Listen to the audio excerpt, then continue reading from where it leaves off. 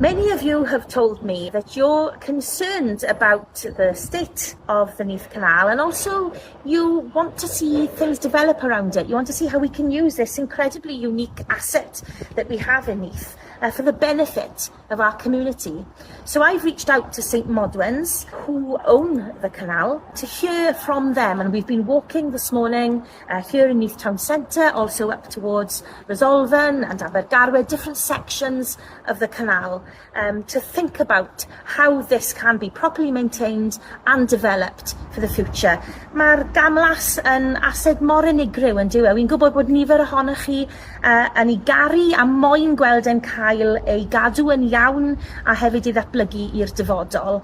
Felly diolch i rheini ohonoch chi sydd wedi codi hynny gyda fi yn yr arolwg nes i'n ddiweddar ynglŷn â dyfodol canol tre Castell-nedd. So this isn't just about Neath Town Centre, it's about the whole area really. So this is something I'm going to be continuing to pursue.